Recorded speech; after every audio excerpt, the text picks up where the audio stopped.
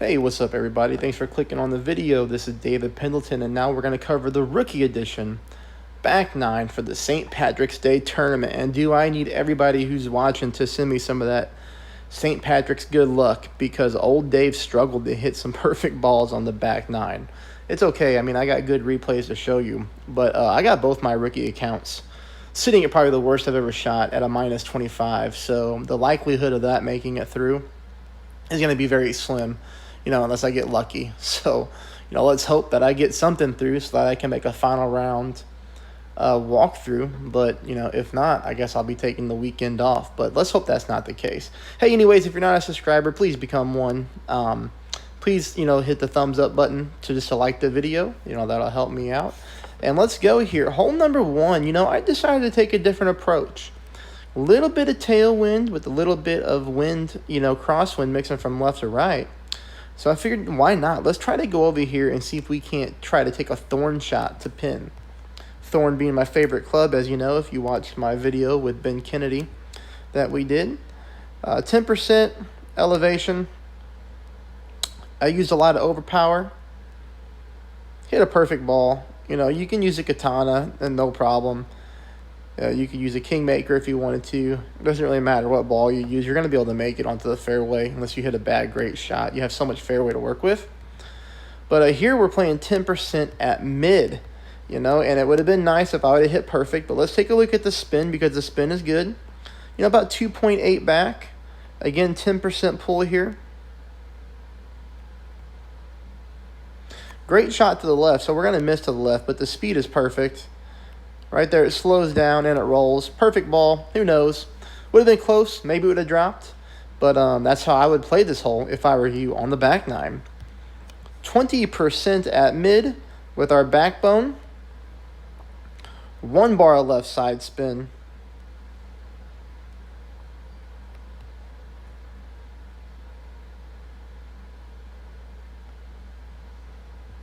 Perfect ball. I would have rather traded the perfect ball on hole 2 and got it on hole 1.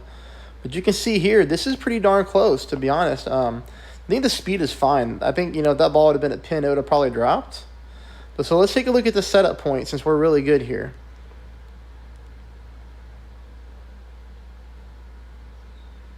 All right, so if we take a look at where the hole is, we're about 1, 2, somewhere like 2.5, 3 squares down, 3 rows down to the hole. And the end of my ball guideline is favoring the right-hand corner of that light green square. Ball guideline pretty much pointed at pin. We missed this one a hair to the left-hand side. So what we want to do is just move our landing position a little bit to the right, maybe by a quarter of a green square to the right, and see if you can't get that one to drop. A very tough hole in one, but at least we're close.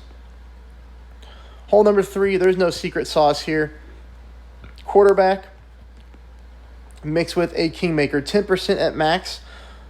You see here I've got 4 top and 3 bars of right side spin off. I backed this up to 3.5 bars with 3.5 bars of top spin, full side spin to the right. Perfect ball at the quarterback.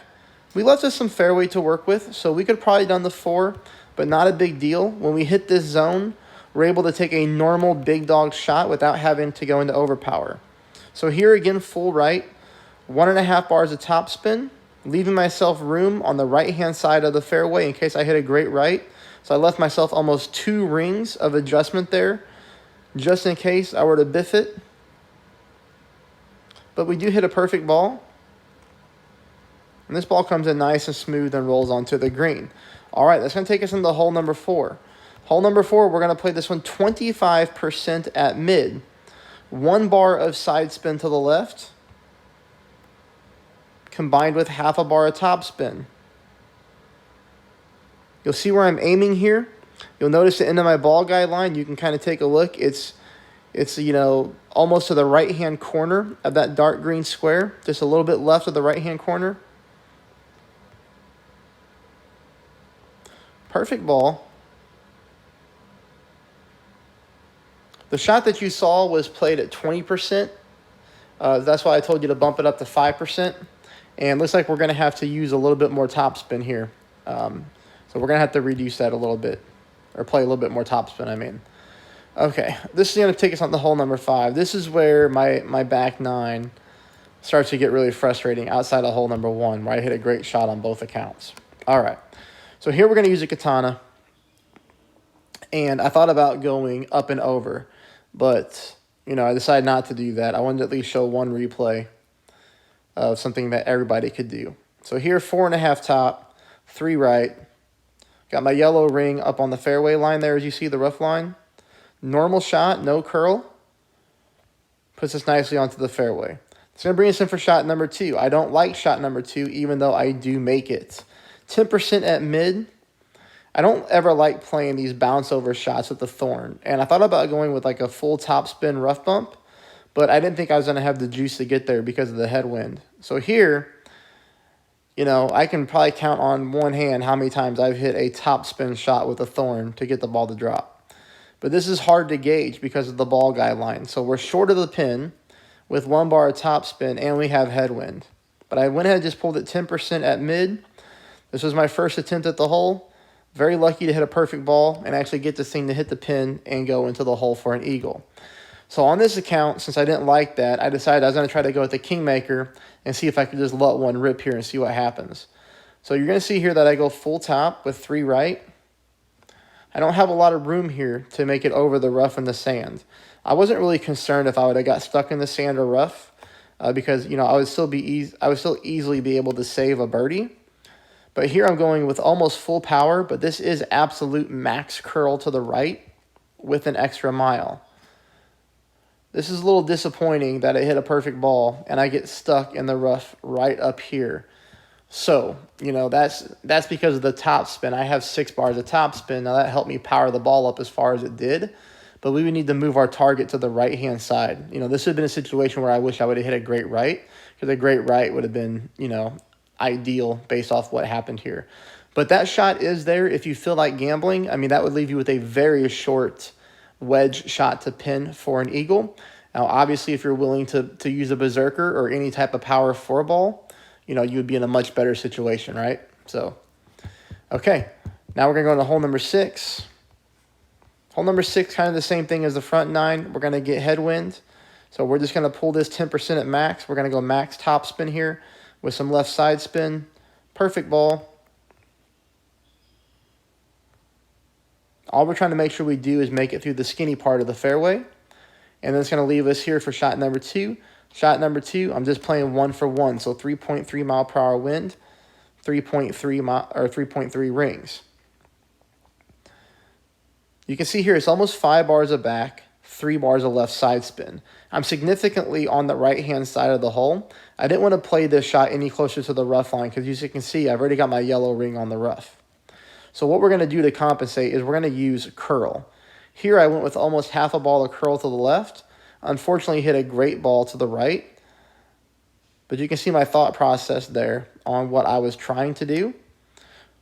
But, you know, ultimately, that's a little bit too much curl, even with a great right. So, you know, you can see what I'm trying to do. This is a tough albatross to pick up, but you can get close. You know, maybe you'll get lucky and sneak one in there. I want you to play this one 30% at max. The shot that you're seeing is played 20%. So the shot you're seeing is played 20%. I want you to play it 30. As you can see here, I have 1 bar of backspin. I have my orange ring on the rough line. Ball guideline, right almost in the middle of that light green square, but it's ever so slightly favoring the left-hand side, middle side. So left-hand side, middle, light green square.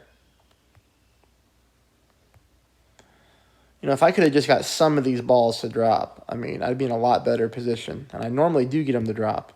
But here's another one where we're burning the edge on the left-hand side. That's why I want you to add 10% elevation to that shot.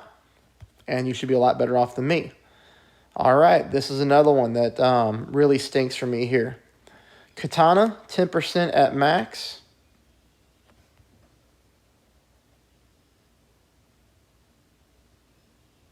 Perfect ball. And, you know, I hope that my minor misses here are going to really help out a lot of people who are going to watch this. I mean, I know it always does every tournament, but if I don't make it to the next round, I hope I get as many of you through as humanly possible. All right, so now 10% at mid, This one is a little bit frustrating because, you know, I always tell you, whenever you use that thorn backspin, you've got to make sure that that ball is bouncing into the hole. So right there, it's bouncing into the hole. But I'm on the left-hand side of the pin, and I don't want to do that. I want to go to the middle. So I move it to the middle, and I check, and, well, it looks like that tail is bouncing into the hole, right? The front part of the hole. And I'm getting tailwind. So, you know, I pull it 10% there, which is about 1 ring. And I'll be darned if it doesn't just sit there on me. So, you know, be very, very mindful that it doesn't happen to you. Unfortunately, on my other account, I hit a great ball to the left. So I missed that one too. But 10% at mid is a really good play here. We just have to maybe reduce the backspin, you know, by about 0.2, or just make sure that you have that ball bouncing to the middle of the cup, like right on the pin. You know, that would have been a game changer. I'd have probably definitely made it through, but, you know, it is what it is. Here we go, hole number 9. Hole number 9, we're going to have to use a berserker, and I learned that on my other account, in which I picked up a nice little birdie on this hole. So that one is why I'm at minus 25 on my other. But regardless, this one I do pick up the eagle, and I can show you how to get it. We're going to go with the quarterback, backspin, 2 bars of right. Really just kind of playing this one straight up, 10% at max. Notice the curl that I'm using here. I got the left edge of my ball touching the left side of the inner target. And then we're going to have to deal with back-to-back headwinds. So the game is really making it a little difficult for us. So here I'm going to go with the big dog, and I'm going to go with max top, couple bars of right, and you're going to see me go max overpower with some right curl. This is definitely a dangerous shot, for sure. But we're going to have to use a lot of power to get this ball to the hole. And we do get it to the hole. And, you know, for all the bad luck I had, I wish I could have got, you know, a little bit of luck there. But ultimately, we come in just a little bit too hot. You know, at least we come in at pin, but we're good. Now, I don't know if that ball would have went to the rough if it wouldn't have hit the pin, right? So, you know, you have to be kind of mindful of that. I don't think it would have. I think ultimately it would have slowed down in the fringe, and the fairway could have slowed it down a little bit, but you never know. That's it, anyways. So, you know, I hope you all do well. Please load up the comments with some positivity. You know, let me know how you're doing. And hopefully I will see you in the final round. Thanks, everybody.